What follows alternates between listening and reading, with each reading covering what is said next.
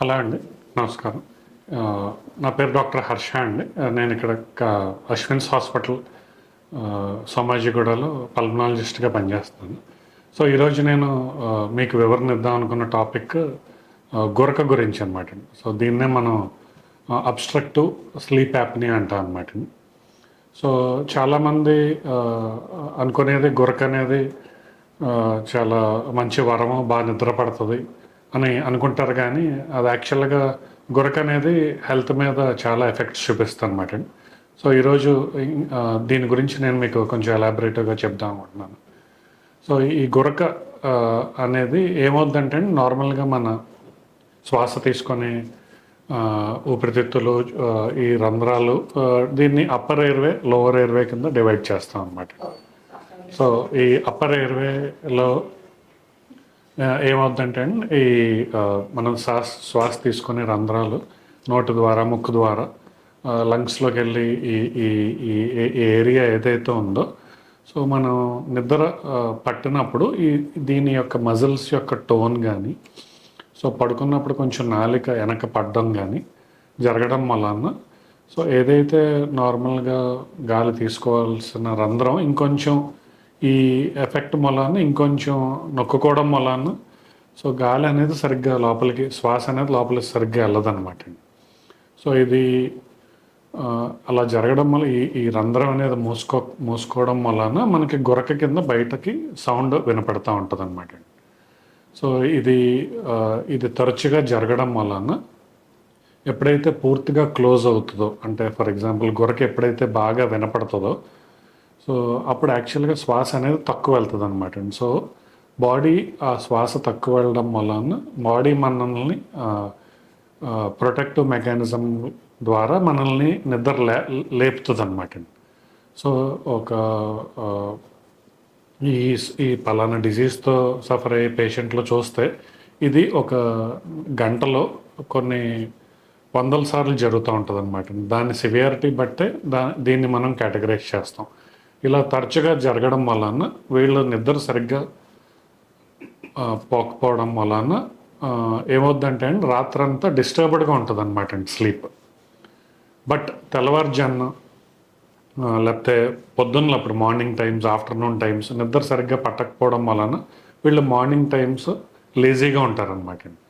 So ఇది ఫ్రీక్వెంట్గా జరగడం వలన నెంబర్ ఆఫ్ టైమ్స్, అవర్లో ఇన్ని అటాక్స్ రావడం వలన సో దీర్ఘకాలిక సమస్యలు వీళ్ళలో ఏం చూస్తామంటే బ్లడ్ అనేది థిక్ అవుతూ ఉంటుంది అనమాట. సో హీమోగ్లోబిన్ పెరగడం, సో ఫ్యూచర్లో వీళ్ళకి ఈ బ్లడ్ థిక్ అవ్వడం వలన స్ట్రోక్ రిస్క్ ఎక్కువ అనమాట. అంటే బ్రెయిన్ స్ట్రోక్, హార్ట్ స్ట్రోక్స్ అనేవి కామన్గా అబ్జర్వ్ చేస్తూ ఉంటాం అనమాట. ఇవే కాకుండా ముఖ్యంగా చాలామందిలో మనం బీపీ పెరగడం అనేది చూస్తామండి. ఈ పేషెంట్స్లో ఆల్రెడీ బీపీ ఉంటే కనుక కంట్రోల్ అవ్వకపోవడం, లేకపోతే ఈ పలానా స్లీప్ యాప్నియాతో ఇబ్బంది పడుతున్న వాళ్ళు కొత్తగా బీపీ చూస్తాం అనమాట. ఇవే కాకుండా ఇంకా అనేక సమస్యలు ఉంటాయన్నమాట. అంటే రాత్రిపూట్ల దగ్గు రావడం, పొద్దున్న పూటలు లెగిసిన వెంటనే నోరు పొడారిపోవడం, మధ్యరాత్రిలో శ్వాస అందక ఉలిక్కిపడి లెగవడం, ఇలాంటివి జరుగుతూ ఉంటాయి అన్నమాట. సో వీళ్ళల్లో ఉండే లక్షణాలు ఇంకేంటి అంటే కొంచెం మూడ్ స్వింగ్స్ ఎక్కువ ఉంటాయి అన్నమాట. అంటే చిన్న చిన్న వాటికి ఎక్కువ కోపపడడం. ఇవే కాకుండా పొద్దున్నప్పుడు వర్క్ టైంలో, లేకపోతే ఇంట్లో ఉన్నప్పుడు, లేకపోతే నలుగురు వచ్చి కలిసి మాట్లాడుకుంటున్నప్పుడు వీళ్ళల్లో మనం అబ్జర్వ్ చేసేది ఎక్కువ లేజీగా, కొనుక్పాట్ల లేజీగా పడుకుంటూ ఉండడం అలాంటిది ఉంటుంది అనమాట. సో ఇది నార్మల్ ఇంట్లోనే కాకుండా వర్క్లో కూడా అలా ఉండేటప్పటికి వాళ్ళ వర్క్ ఎఫిషియన్సీ అనేది తగ్గిపోతూ ఉంటుంది అనమాట. సో ఈ స్లీప్ యాప్నియా అనేది చాలామంది అశ్రద్ధ చేస్తారనమాట అండి. ఈ లక్షణాలు ఉన్నప్పటికీ చూపించుకోకుండా గురకే కదా తగ్గిపోద్దులే అని అనుకుంటారు. కానీ ఇది లాంగ్ టర్మ్గా చాలా ఎఫెక్ట్స్, హెల్త్ రిస్క్స్ ఉంటాయన్నమాట.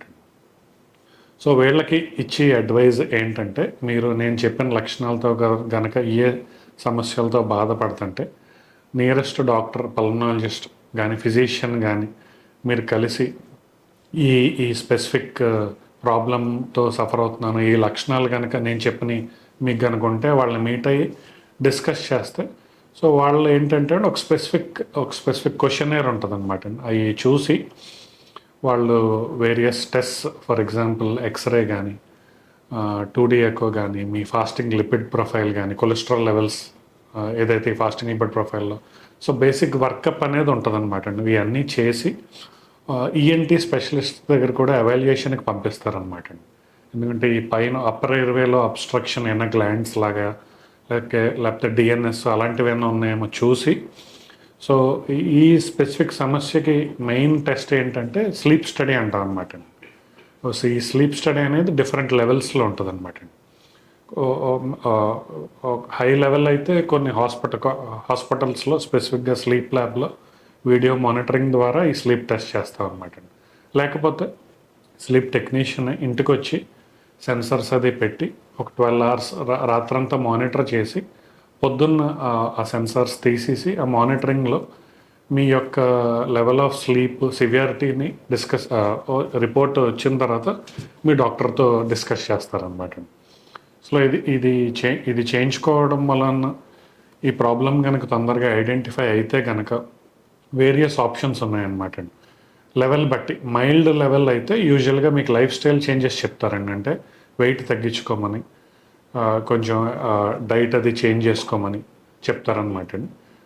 మోడరేట్ సివియర్ కనుక ఉంటే కనుక సో స్పెసిఫిక్ థెరపీస్ ఉన్నాయన్నమాట అండి. అంటే ఆర్టిఫిషియల్ మెషిన్స్ ఉన్నాయి, వీటిని సిప్యాప్ బైప్యాప్ అంటాం అనమాట అండి. అంటే ఈ మెషిన్స్ ఏం చేస్తాయంటే అండి, సో రాత్రిపూట్ల మీరు కనుక పెట్టుకుంటే కనుక ఈ ఫోర్స్తో ప్రెషర్తో ఎయిర్ని లోపలికి పంపిస్తాయి అనమాట అండి. సో ఏదైతే నేను ఇందాక డిస్కస్ చేసిన రంధ్రం క్లోజ్ అవ్వడం తెరుచుకోవడం అనేది జరుగుతుందో ఈ మెషిన్ పెట్టుకోవడం వలన అది జరగదన్నమాట అండి.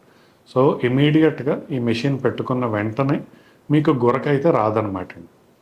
సో ఇది ఎవ్రీడే నైట్ పెట్టుకొని వాడుతూ ఉంటే లాంగ్ టర్మ్గా వితిన్ 2-3 మంత్స్లోనే బీపీ ఉన్నోళ్ళలో బీపీ తగ్గడం, డే అంతా ఫ్రెష్గా ఉండడం, రాత్రులు నిద్ర సరిగ్గా పట్టడం, ఏదైతే మూడ్ స్వింగ్స్, నోరు పొడారిపోవడం, ఈ సమస్యలన్నీ తగ్గుతాయి అన్నమాట.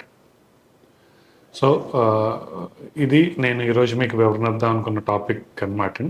సో పైన నేను చెప్పిన లక్షణాలతో కనుక మీకు ఎవరైనా ఉంటే కనుక నియరెస్ట్ పల్మనాలజిస్ట్ కానీ ఫిజిషియన్ కానీ కలిసి ఈ ప్రాబ్లం గురించి డిస్కస్ చేసి ఫర్దర్గా ఎవాల్యుయేట్ చేసుకుంటే మనం ఈ ప్రాబ్లమ్ని ఫ్యూచర్లో కంట్రోల్ చేసుకోవచ్చు అనమాట. Thank you.